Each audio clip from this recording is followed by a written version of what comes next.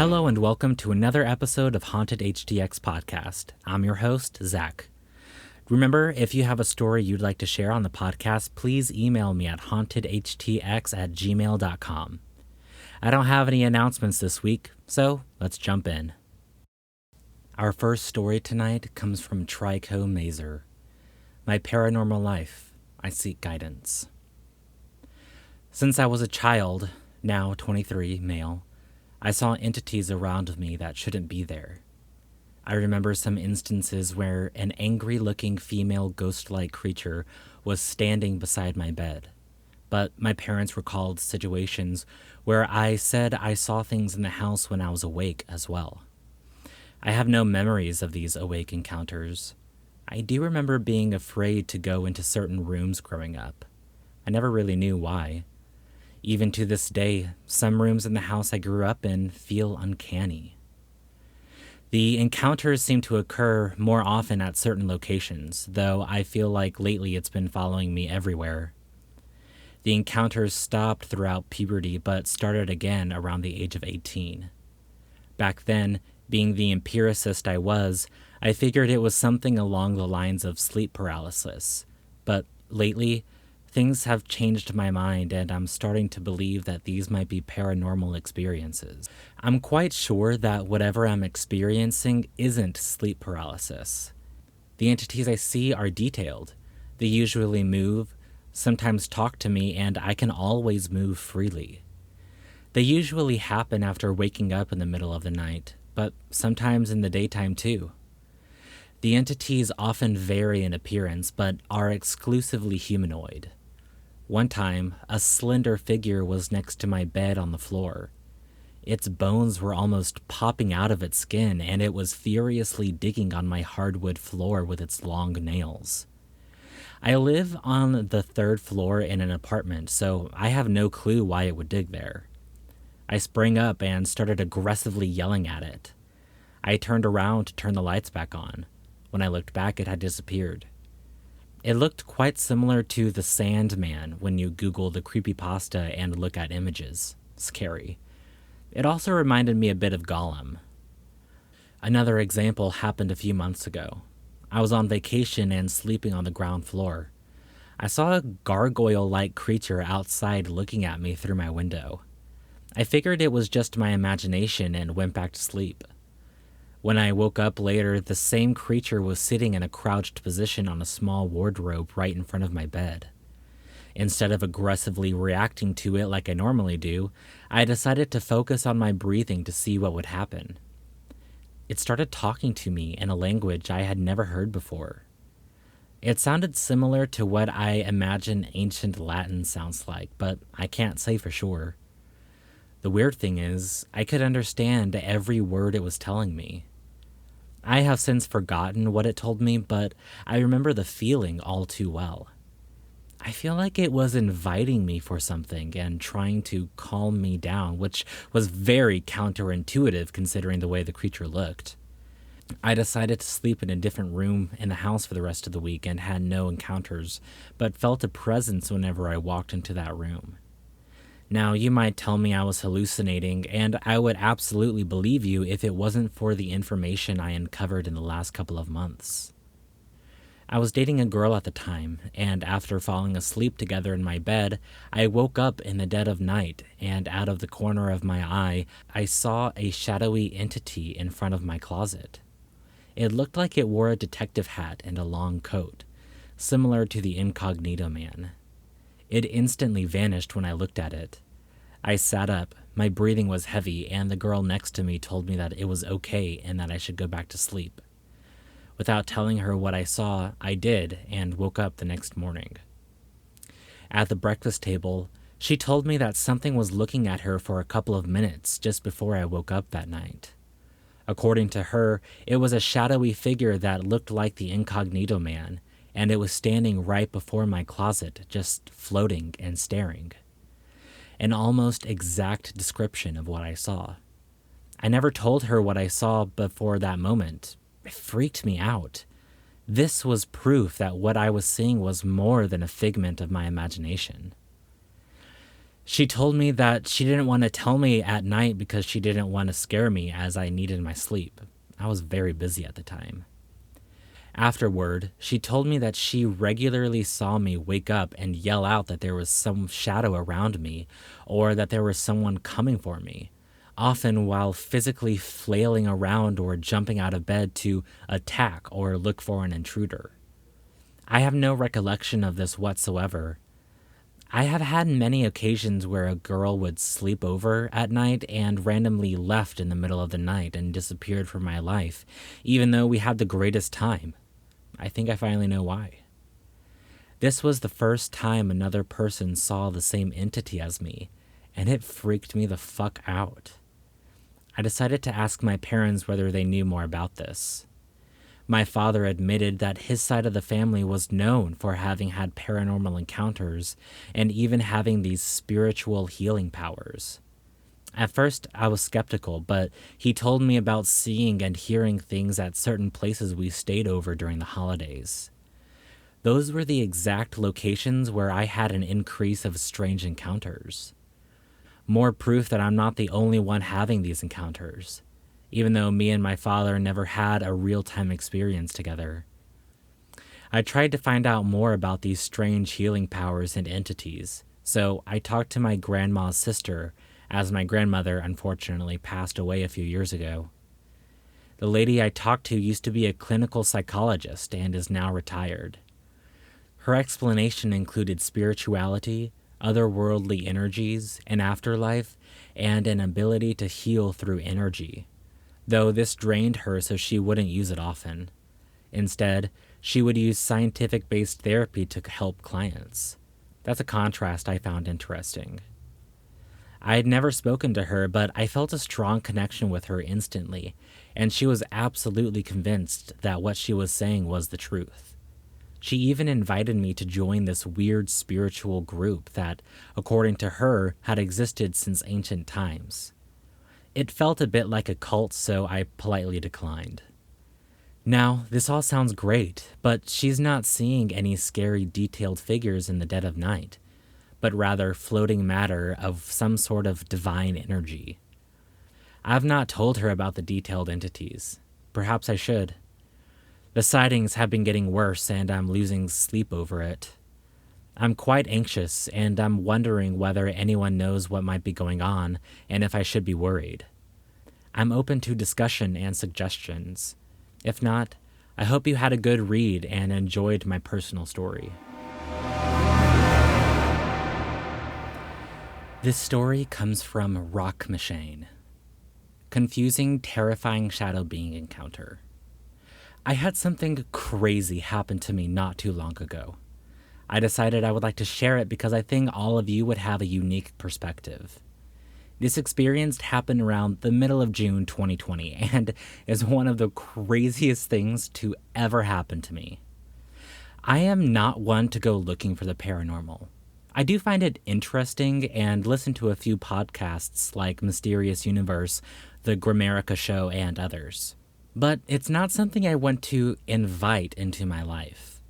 I just want to be prepared if it shows up, you know? I'd rather have the knowledge and not need it than need it and not have it. But the more you look into the phenomena, the more it seems to look back at you, I guess. This is the most tangible paranormal thing I've ever experienced. I mean, I've seen weird lights in the sky and other stuff out here in the boonies in the Pacific Northwest. I'm 34 years old from Granita Falls, Washington. But this was by far the most visceral. First, 3 important details. 1. I live in a travel trailer while I'm working on building my house on my property. The TV sits in the back near the couch facing the front of the trailer. The bedroom is in the front and the bathroom is in the middle. 2. My dog lives in the trailer with me. His name is Huck. He is a good guard dog and a good beau. 3. I use my Xbox One with an HDMI connection through my soundbar to my TV. Okay, so I've been watching TV on my Xbox around 9:30 to 10, and I got bored with it, so I decided to play some video games.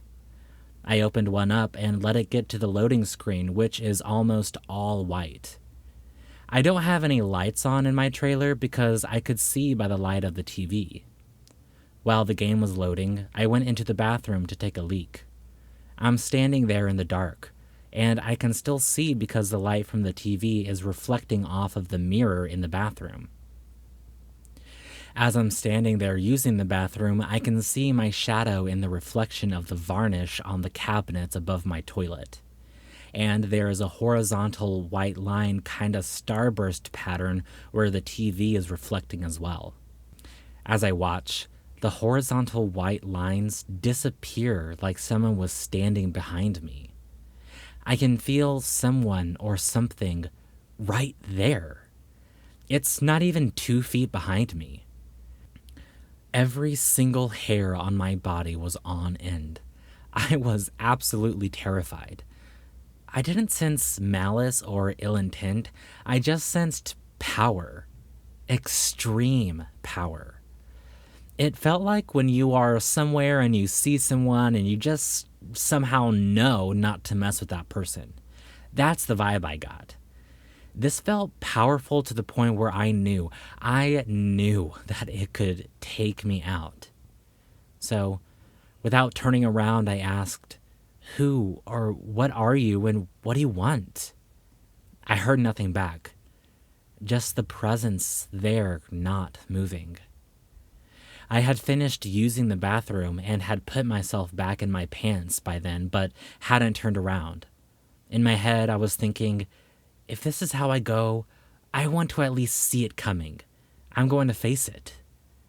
As soon as I started turning around, the sound bar on my TV turned itself off and everything went black. I felt a cold breeze go past me toward the TV, and then the sound bar turned back on by itself, bringing back light. There was no one there, but the room felt weird. I guess charged would be the right word. Through all of this, my dog never barked, growled, or even woke up. I had no idea what to make of this. I feel like I observed an observer, I guess. It felt like I was an ant in an ant farm and the human was checking in on me. That's how powerful it felt. If I had to put a label on the feeling I was reading off of it, that feeling would be curiosity. I was so scared in the moment I didn't pick up on that. Only after thinking about it later did I come to that conclusion. The hair on the back of my neck and arms are standing right now, just writing this down and reliving it. One good thing to come from this is I learned something about myself. When faced with what is possibly death, and there is nothing I can do, if I am powerless to stop it, I faced it. I faced the most fear I had ever felt up until that point in my life, and I didn't freeze. I didn't cower and cry. I didn't run away. I faced it. That's a good thing to know about yourself. How would you react to those situations? So, who knows? Maybe that's what it was trying to teach me. So yeah, any thoughts or ideas on what you think that thing was would be greatly appreciated. I don't really have anyone to talk to about weird stuff like this.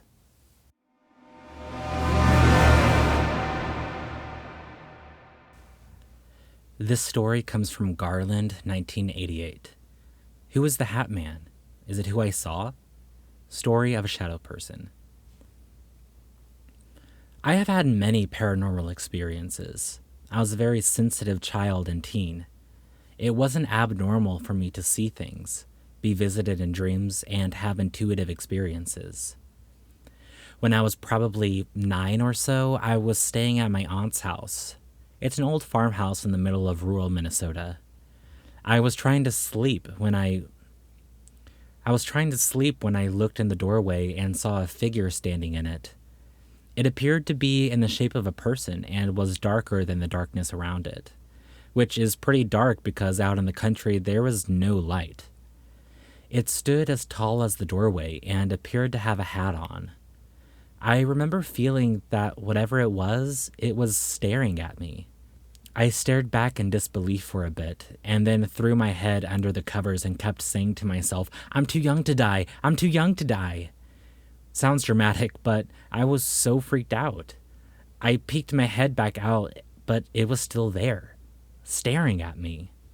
I finally stood up, closed my eyes, put my hands stretched out in front of me, and ran through that doorway.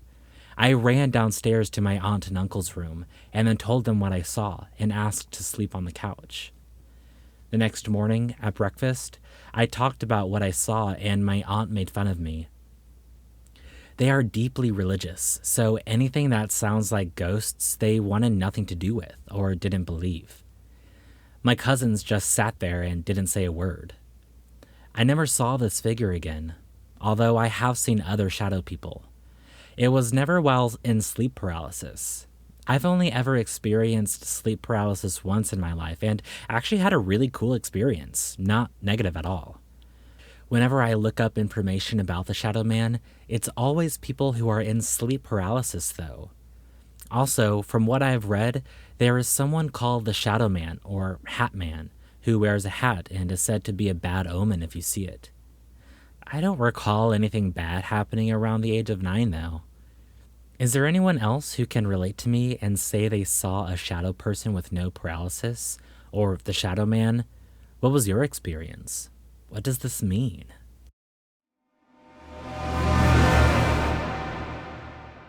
This story comes from Your Average Peep 1109.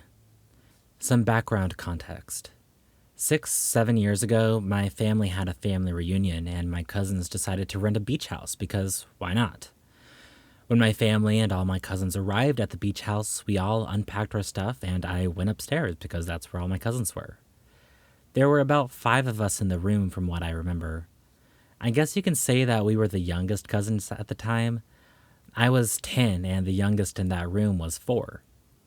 Probably 15 to 20 minutes later, the door opened on its own. Keep in mind, the door was closed all the time.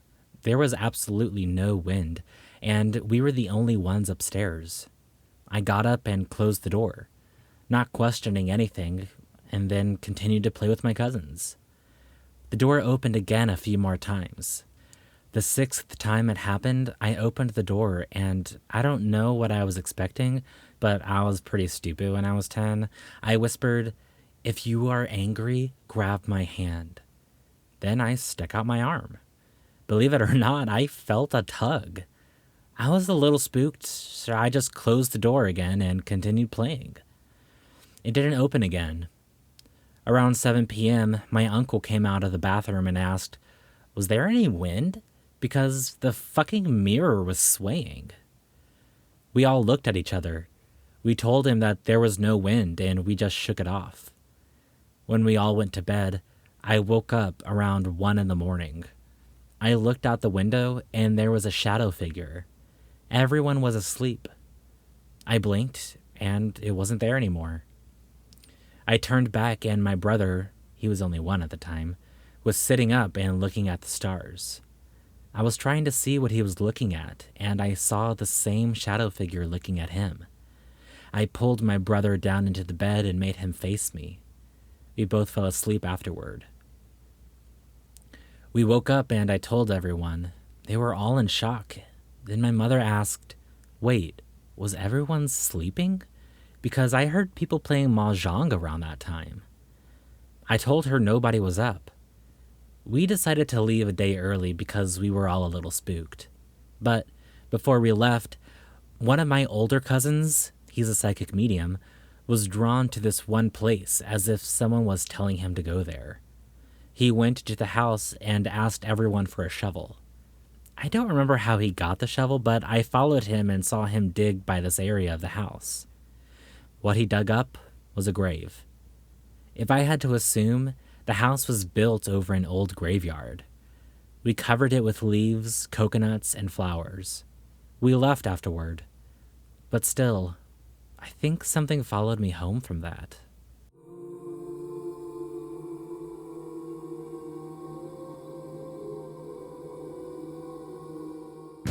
Thank you for listening to another episode of Haunted HTX Podcast. Remember, if you want to share your story, email me at hauntedhtx@gmail.com. I want to thank TriCoMazer, Rockmashane, Garland 1988, and Your Average Peep 1109 for letting me read their stories, and as always to Oscar for making the intro music. Don't forget to like and subscribe so you don't miss the next episode, and if you're on Apple Podcasts, please leave a 5-star rating and a positive review. It only takes 5 seconds and it's greatly appreciated. If you want to connect with us on social media, I'll have all the links down in the description below. And with that, y'all have a good night.